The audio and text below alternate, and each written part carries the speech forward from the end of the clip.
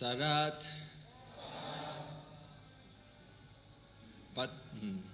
Padmatsavam Vaktram Vachas Cha Shradvanamritam Hridayam Shura Parabham Strinam Ko Veda Chestitam Sarat Padmotsavam Bhak. Sorry, I just realized I'm over 21 and my eyes are getting dim. And it's a small Bhagavatam, the print's quite small, unexpected.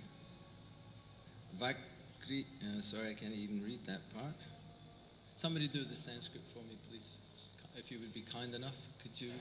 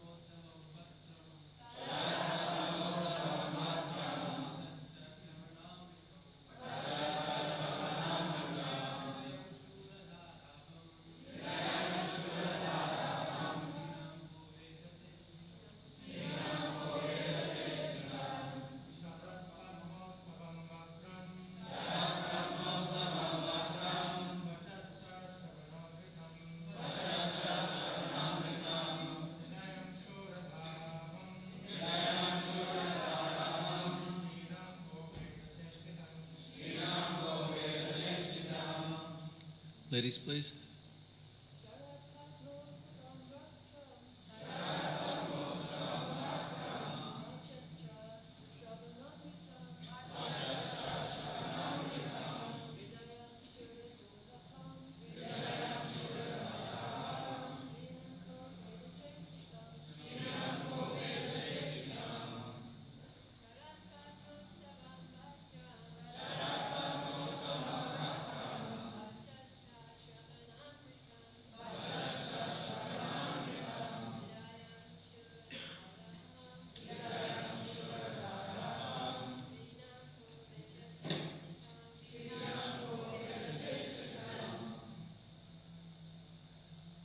Sarat, I can just about read this. In autumn, Padma, a lotus flower. Utsavam, blossoming. Vakritaram, face. Vacha, words. Cha, and. Shravana, to the ear. Amritam, giving pleasure. Hridayam, heart. Suradhara, the blade of a razor. Abham, like. Strinam, of woman. Ka, who. Veda, knows. Chestitam, the dealings. Translation and purport by His Divine Grace A.C. Bhaktivedanta Swami Srila Prabhupada Ki Jai. Translation: a woman's face is as attractive and beautiful as a blossoming lotus flower during autumn. Her words are very sweet and they give pleasure to the ear. But if we study a woman's heart, we can understand it to be extremely sharp, like the blade of a razor. In these circumstances, who could understand the dealings of a woman? Srila Prabhupada's purport. Woman is now depicted very well from the materialistic point of view by Kasyapa Muni. Women are generally known as the fair sex, and especially in youth, at the age of 16 or 17, women are very attractive to men. Therefore, a woman's face is compared to a blooming lotus flower in autumn. Just as a lotus is extremely beautiful in autumn, a woman at the threshold of youthful beauty is extremely attractive. In Sanskrit, a woman's voice is called Nari Swara, because women generally sing, and their singing is very attractive.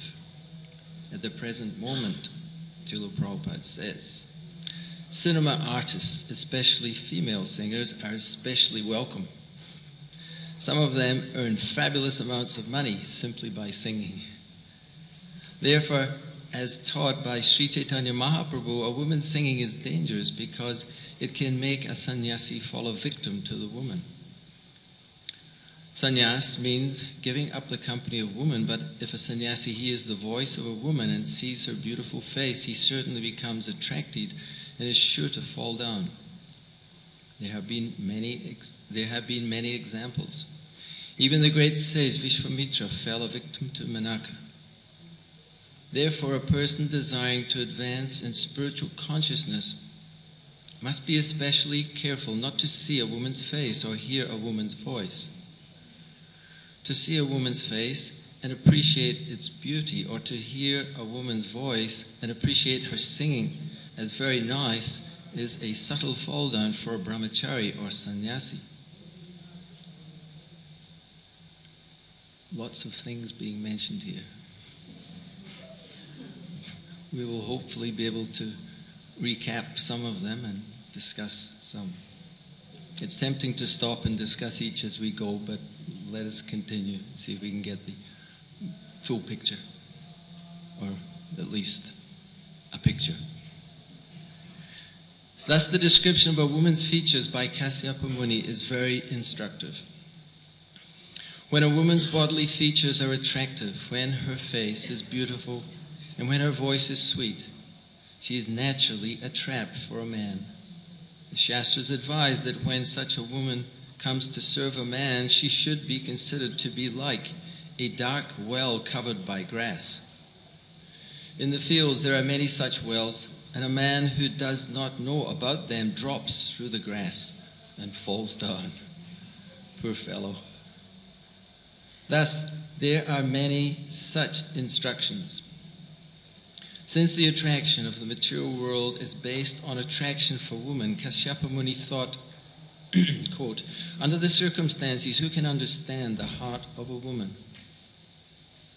Chanika Pandit has also advised, Vishvaso naiva kartavya strisu raja kaleshu cha. There are two persons one should not trust. A politician and a woman. These, of course, are authoritative Shastric injunctions, and we should therefore be very careful in our dealings with women. Then Srila Prabhupada shifts tack a little bit at this point. He says, somehow goes on to say, sometimes our Krishna consciousness movement is criticized for mingling men and women. So it's damned if you do and damned if you don't. Yeah? But Krishna consciousness is meant for everyone. Whether one is a man or a woman does not matter. Lord Krishna personally says, Triyo Vaishyas Tata Sudras Tepi Yanti Param Gatim. Whether one is a woman, Shudra, or Vaishya, not to speak of being a Brahmana or Kshatriya, everyone is fit to return home back to Godhead if he strictly follows the instructions of the spiritual master and the Shastra. We therefore request all the members of the Krishna consciousness movement, both men and women, not to be attracted by the bodily features, but only to be attracted by Krishna. Then everything will be all right. Otherwise, there will be danger. Om Magana Timirandasya Gananjana Salakaya Chakshurun Militam Yena Tasmai Sri Grave Namaha. I was born in the darkest of ignorance, and my spiritual master is forcing me to open my eyes with the torchlight of transcendental knowledge. I offer my humble obeisances unto his lotus feet. Translation responsively, please. A woman's face is as attractive and beautiful as a blossoming lotus flower. Maybe that was too much. Sorry. A woman's face is attractive and beautiful as a blossoming lotus flower during autumn. Did you get that picture, gentlemen? Don't think of it too long.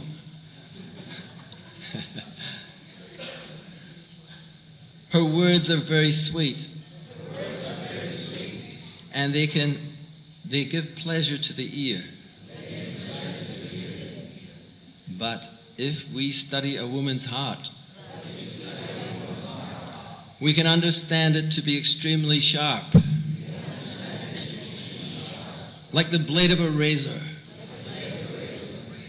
In these circumstances, who could understand the dealings of a woman?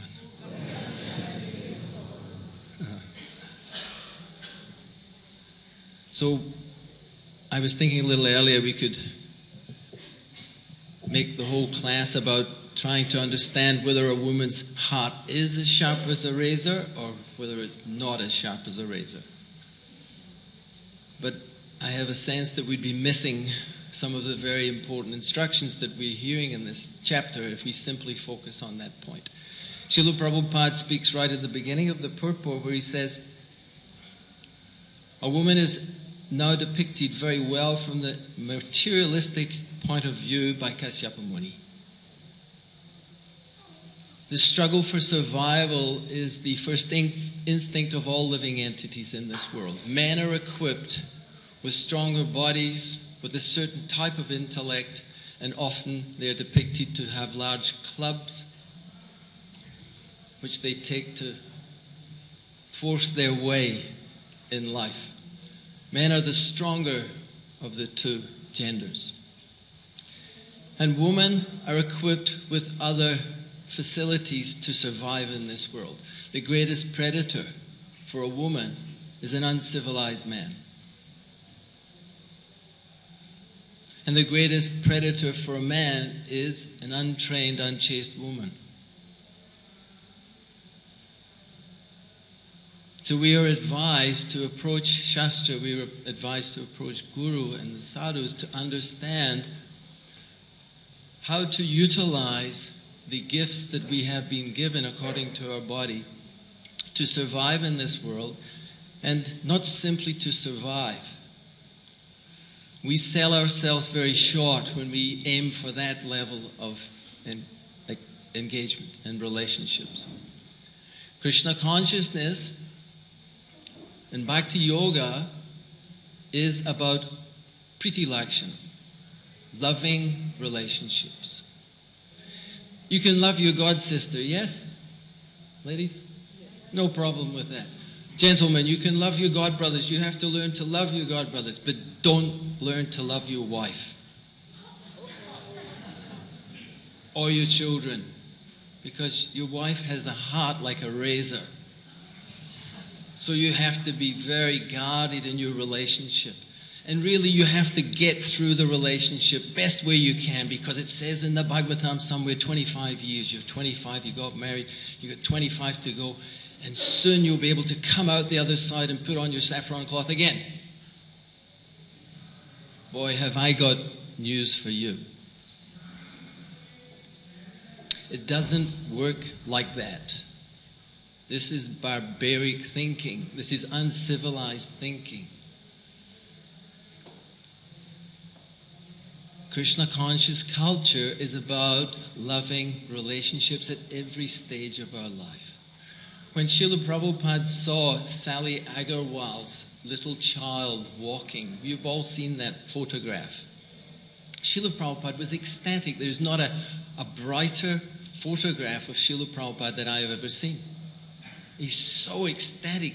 Why is he ecstatic? Because the young child is taking, is it his or her? Was it his? Her? Anyway. Taking their first step. And Srila Prabhupada was filled with love and happiness. The child has taken his first step or her first step. It was a boy. I'm sorry? It was a boy. It was a little boy. Thank you.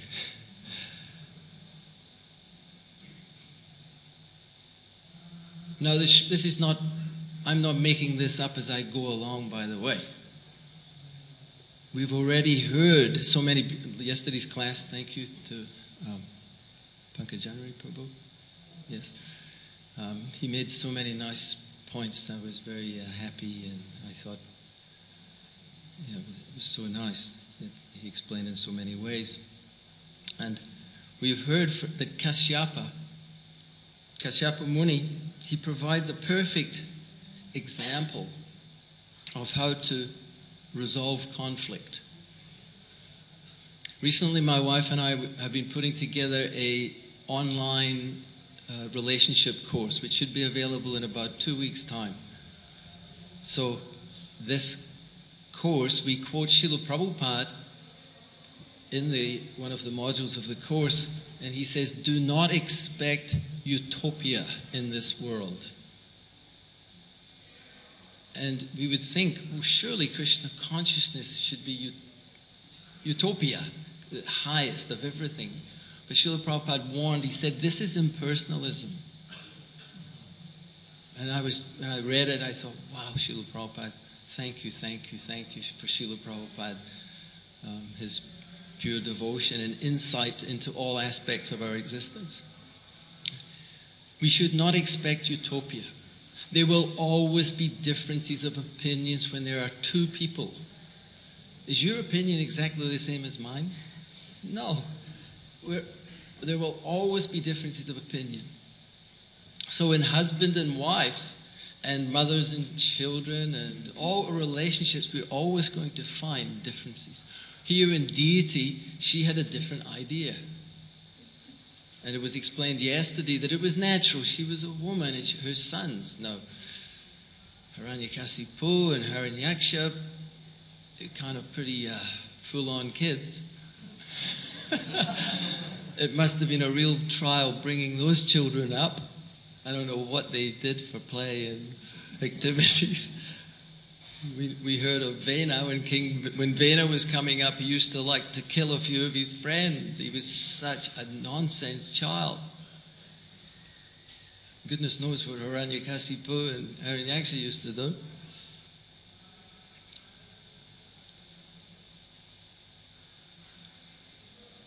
So, from Kashyapa we learn so much. Deity had a different idea. Kashyapa could have become very angry and established, I am your Swamiji, I am a great rishi, you are simply Stri, you are subservient, and blah, blah, blah, blah, blah. He could have said so many things. He could have manifested anger, but he understood one should never be a source of dread to others. In Dhruva Maharaj's activities, we see he became so angry, and the sages were requesting him, please don't be a source of dread for other people, manifesting so much anger. So Kashyapa didn't manifest anger. He controlled that propensity. It's very interesting. I'll share that with you because I am a person and you are all people out there and I am a person, so I'll share what's going on in my life. I mentioned this course that we're doing. I had never connected it to this verse, but somehow I was asked to speak today. And I found that the 4 drops, we have 5 drops in our course, and the first 4, Kashyapa Muni manifest them in yesterday and today's verses. First is drop the flame. Whenever you get angry, whenever you've got a conflict rising, guess what you have to do? Stay calm. Calm. And this is a message to men because, excuse me ladies, men, you'll never understand how it's a great mystery how they work. So you will get frustrated. Like yesterday we heard, When a woman wants something, she doesn't ask you for it, she says something else. And you're going, what? And after a while, if you hang in there, you might get clear what it actually is that they really want. It takes maybe 20 years to learn that, but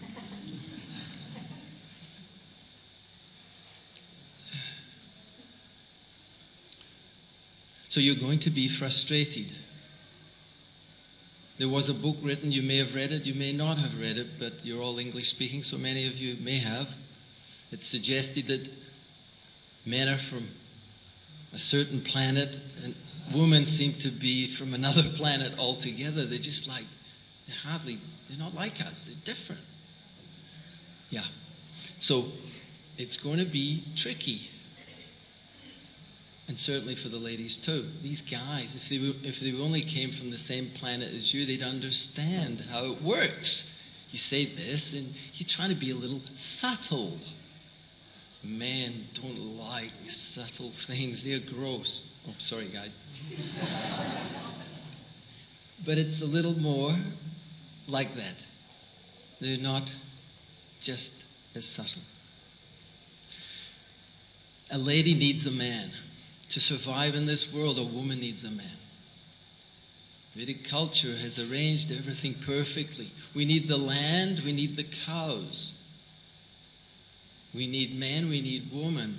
The whole idea is for everyone to cooperate, to utilize the strengths here and there and together to cooperate. Srila Prabhupada, if we read the Srimad Bhagavatam fully, we'll see time and time again, he says, and maybe in this purport even he said, if a man and a woman can cooperate together in Krishna consciousness, this is very desirable. Why is it desirable? Because good progeny will be produced. Where are all the brahmacharis supposed to come from? Huh? The good brahmacharis. We keep making new brahmacharis. We go out and give out books and we get new people to come along with no good qualification. We have to spend the next 20, 30, 40 years before we get something. I'm generalizing. Maybe it's some people are magic and they can pick up Krishna consciousness very rapidly, so please, I apologize if I don't mean to be disrespectful to anyone. Srila Prabhupada wanted that our third generation, they would be first-class children, so that they would manifest the real qualities that is able to create a good civilization and to give shelter to others. And so it is a great benediction. Srila Prabhupada sent. He was so proud of his grihastas. He sent 3 couples to London to start the Hare Krishna movement. It was upside down again. Srila Prabhupada's Guru Maharaj, Srila Bhaktisiddhanta Saraswati Thakur Prabhupada, he sent sannyasis to preach. But they were generally not very successful. Srila Prabhupada sent 3 grihasta couples who were not very trained previously, and said, go to London and open a temple. And Srila Prabhupada was so happy. And they did it. It was the magic of Krishna consciousness, just like this temple is being built. It's all part of the magic of Krishna consciousness. They flew to London and they thought, let's meet the Beatles, who were the most famous people in the entire world at that time. Let's meet them. And they made George Harrison into a devotee. And put Bhaktivedanta Manna there, and Hare Krishna mantra was all over the world. It was top of the pops at that time. It used to be a program called Top of the Pops. So it was #1 all over the world, well, pretty much in most places. Hare Krishna had arrived, the Hare Krishna explosion.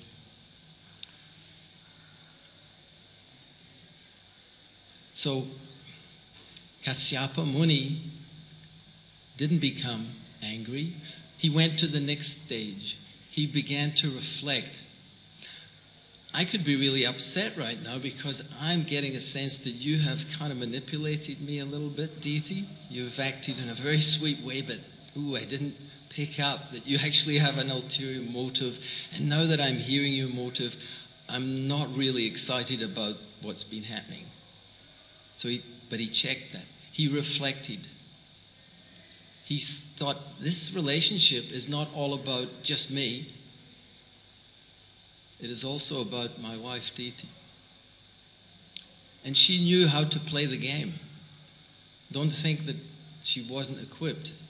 She knew that my husband has made an offering of a benediction. He will certainly follow that. There will be no question that he will not follow.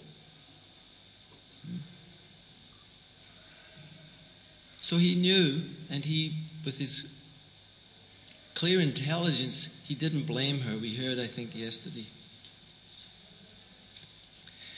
This woman, my wife, has adopted a means that follows her nature. Yeah, she's tricky. She's a smart lady. That's what he's meaning. She's a smart cookie. She's not stupid. She's smart. She's intelligent. And guys, if we think that women are not intelligent, I thought I'd share something.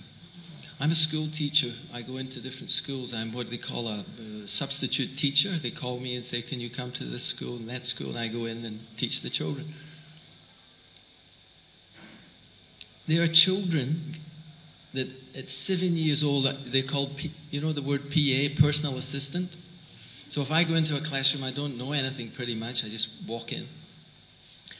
Some of these kids at 7 years old, the girls, are so smart that I can pick up a personal assistant from a 7-year-old. She'll tell me where all the books are, where all the different groups are, where this is kept, what's going to happen, what happened yesterday. She's got it done. If I ask most of the boys, they look at me, they're kind of like, you're supposed to be the teacher. You're asking me. He can hardly put his pants on. And that's actually a fact. Boys are slow to develop. Girls develop very quickly. And at 7, 8, 10, 12, they know, they're really clued on. And the boys are still trying to figure it out. And you see that also. Ladies are looking for a relationship. I don't know exactly, but whenever. It used to be about 16 and 12. But anyway, very young. They're very understand the principles of relationship. Men, until they're maybe 20, 23, 25, relationship, what is relationship? It takes them a while to get it.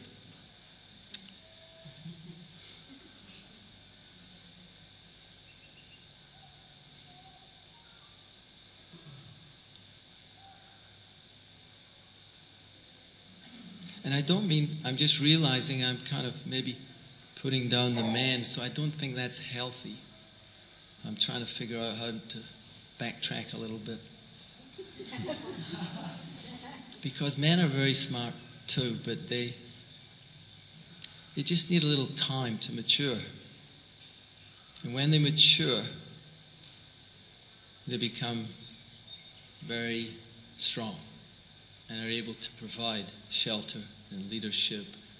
So they also have to be protected and cared for, so that they can mature into and not become victims of the weapons of mass distraction. You know, the weapons of mass distraction. And that's the case often in this modern world. There's so much distraction for men that it's a great challenge for them to not get distracted. So Kashyapa was very clear. He didn't manifest anger. He reflected. She's adopted a means that follows her nature, and therefore she is not to be blamed. She's not to be blamed. But I am a man, therefore all condemnation on me. Men set the rules for the relationship in married life. I've mentioned it a little bit already, but we can set up a relationship. If we enter into it, I mentioned it a little earlier, if we think, oh yes, Oh, I've got all this sex. Oh, God, I wish I didn't have, but I've got to get married. Oh, and I've got to find some woman, and I'll just, yeah, okay, and we'll survive through this. You're creating hell for yourself, and hell for the woman, and hell for the children. This is not at all the cultured way to enter into or have a relationship, that idea. Next one, the next level up is, there's a few, but I'll go to the next one. Performing your duty. Have you heard of that? So I have to perform my duty, and the wife is, yes, I'll perform my duty. There's a great chance that it will fall away from there. Because there's no juice, there's no nectar, there's no love. We look for love in life. We look for loving relationships. So that is what we're hankering for. And we see this time again and again in our society. If you don't actually have a loving relationship with the woman you marry, you will be tempted to have a relationship with some other woman. That is what goes on. So we are encouraged to go beyond the sense of duty, even dharmic duty. We can perform in dharmic duty. And I was unpacking recently what love means. What does love mean? One definition of love is that it begins from respect. That actually you have deep respect for the other person in a relationship. Now that can be male and female relationship, it can be male and male, female, female, it can be any relationship. There should be respect. The next level up is appreciation. Just like if we want to love Krishna, we have to appreciate Krishna, what he does, how he looks, his activities, his pastimes. We have to appreciate them. Then we have to learn to trust. Trust a woman with a razor-sharp heart that at any moment she can get me. Back to square one again. We're back there again with this misunderstanding.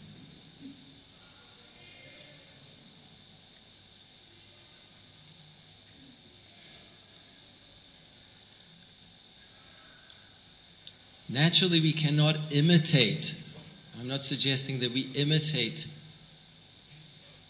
such great personalities. And the Bhagavatam is filled with these different stories of great personalities, their wives, their children, their descendants, and how they interacted.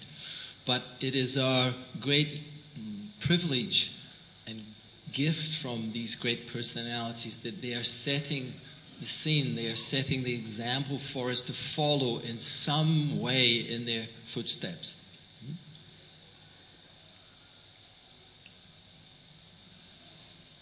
And he accepted responsibility. That was the third point of our course that we have. First is to stay calm. The calm is strength mantra. To reflect how it is for the other person. Often in conflict, we are so caught up in what our view is, how we are feeling, what happened, the disappointment, the frustration, the anger. Oh, this was, and we're blaming everyone. Yes, that's the source of our difficulty, the conflict.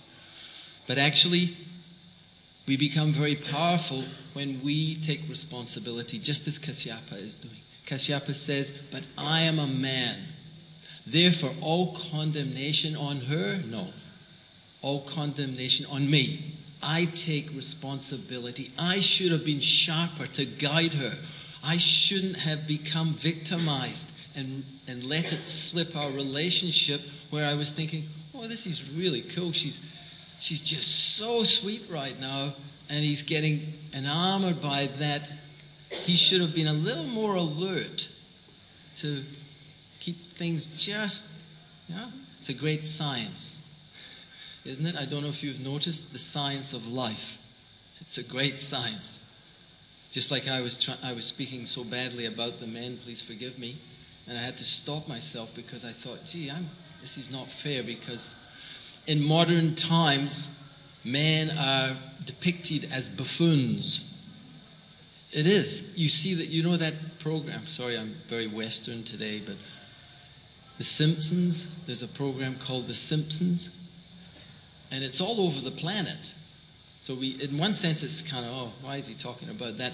But it's mass brainwashing all over the planet, The Simpsons. And they depict the main character as an absolute thick-skulled dullard.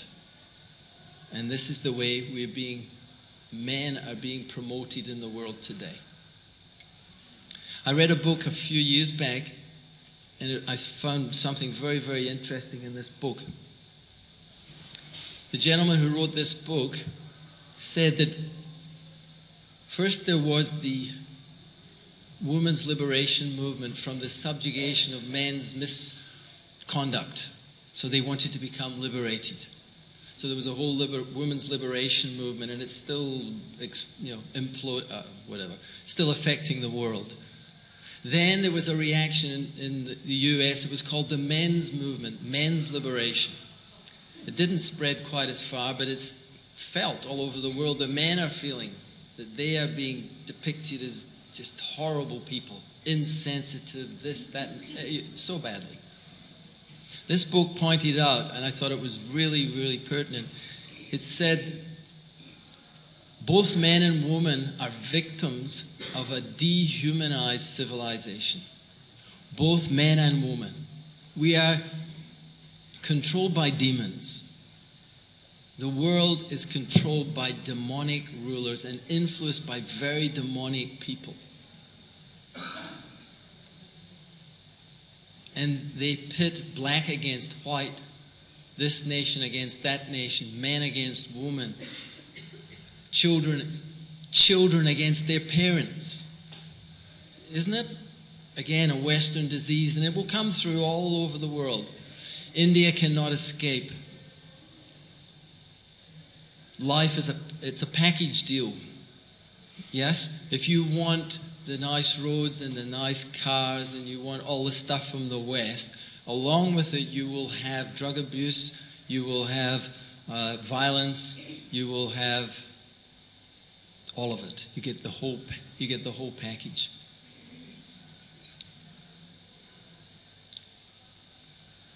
So we are being manipulated in so many ways. Families are being broken totally. It used to be, extended family became the nuclear family. Then it's the single parent family. And then there will be practically no parents. You just go to some place and get some chemicals, mixtures of this fluid and that fluid and produce children. This is all demonic. Vaishnava culture, Krishna conscious culture is to learn how to cooperate together, to live together peacefully. And it can be done. We are not living in a utopia that everything will be perfect. But we should set our sights high. And that, again, is not a concocted idea. Please correct me if I'm wrong. But I understand that Krishna consciousness means loving relationships. And those loving relationships should be everywhere. Yeah? So in closing, I'll just say, Srila Prabhupada said to us, please do not embarrass me. I'm being criticized. Here it's mentioned in the purport. Srila Prabhupada said that sometimes our Krishna consciousness movement is criticized for mingling men and women. Srila Prabhupada was criticized by his godbrothers that you have taken, it used to be all brahmachari ashram, but Prabhupada created shelter for the ladies also. So he begged us, please. He became very upset after some time when many of his couples were breaking up. He said, don't bother me with this anymore. It's a big headache for me to have to deal with this. Please, learn. We all have to learn. I didn't come from some special other place, a planet. I was just like you, or maybe a lot worse than you. Many of yours, yeah? So I had to learn. And Humility is a great tool for learning. Learn from Shastra, from this example. Learn from your own experiences that don't work or don't serve you very well when we get angry and when we always think about ourselves. Learn from your wife. Ladies, learn from your husband. Learn from your children. They can teach you lots. My son's 38 now, and we're mates. You have to become a friend of your children if you want to have a relationship with them. Otherwise, you're there and they're there. Like dad and mom, they're just in another planet, those people. But we can learn from them. So in this way, if we can humbly pray to Krishna for guidance and good association, and remain, or try to become, a little humble, then we can learn how to cooperate nicely and appreciate the good qualities in each other. So I'll finish there. Please forgive me if I offended anyone. What time is it? I'm sorry, did I go? I'm over time, so we could maybe... I'm sorry? The only problem is if we ask for questions, that's when I really get in trouble. But maybe someone has a question. Prabhuji.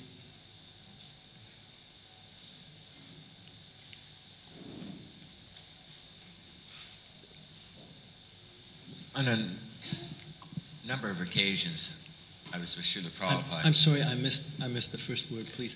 A few times I was with Srila Prabhupada, and he said that women would have less brains than men, which was taken very offensively by a lot of women, and especially the newspaper reporter that asked him about it. And he said, this is a fact, but it's just, there's no distinction on a spiritual platform. And like, I'm in the entertainment industry, and we know that it usually takes men's brains to develop and design, for instance, this microphone I'm talking on, or the camera that you're looking into, or the wiring schematics in this room. But that doesn't mean that women are less in any way or any more bad. You know, just like in the spiritual world, Krishna he doesn't like to be around a bunch of rocket surgeons. He likes to be surrounded by women, primarily. So how can we try to acknowledge that the difference is with men and women without people being taking it offensively just because there's, you know, one things they're better at and worse at than the other? Thank you for your question. It's a very nice question. My mind, which should be kept in a zoo, but my mind went to an example where Bhakti Tirtha Maharaj, I can't remember the whole story, but he was feeling some discrimination because of his black body, and he brought it to Prabhupada, and somehow Srila Prabhupada explained to them, if you see yourself as having a black body, then you will always experience that differentiation. But if you see yourself as a pure spirit soul, so in a similar way, men and women, if we can bring ourselves back, or constantly bring ourselves to that platform, then we see things so much clearer.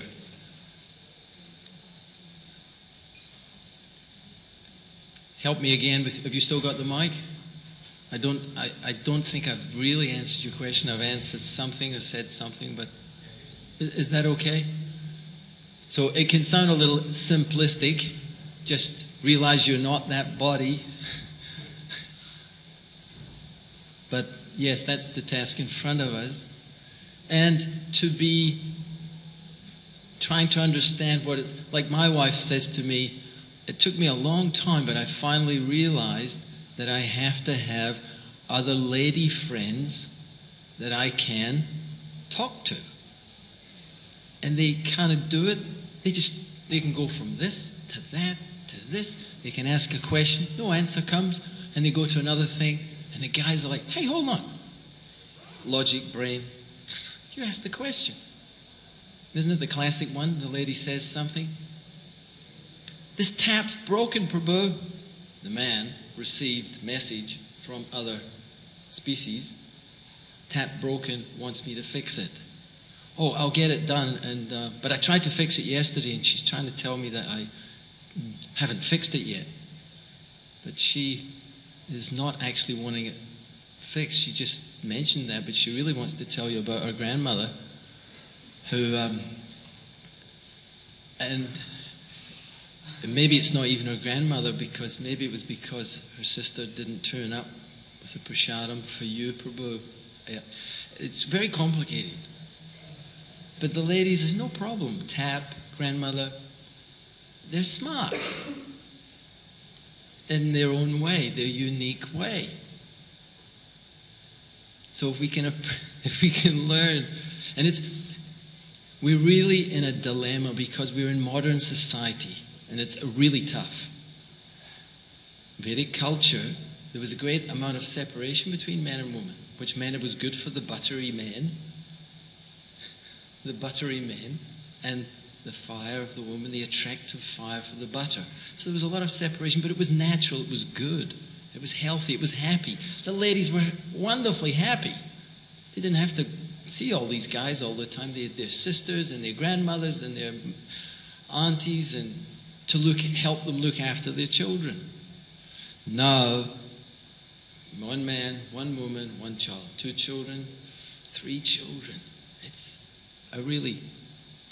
so both men and women are challenged to understand a little bit what it's like for a man. They're not like ladies, they're different. That book, it comes back to, they become like toothless tigers. Men, toothless tiger. Got it? So men are lions. They want to be leaders. They want to be strong. They want to provide protection. They want to be able to do things to please a woman and look after her and stuff.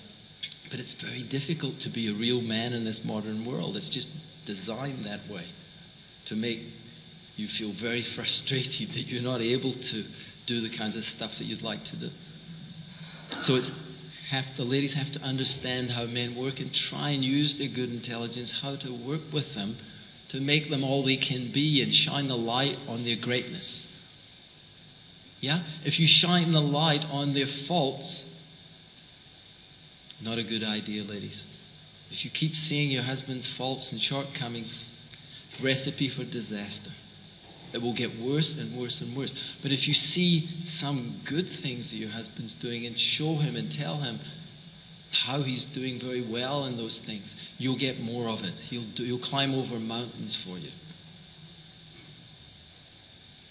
And vice versa for the man. If we can understand a little bit how it is for a woman and how she doesn't have the support network that she would like to have, etc., then we have a chance of better relationships, so that we'll have better Krishna consciousness. I think I was talking to one devotee who's running a program at the leadership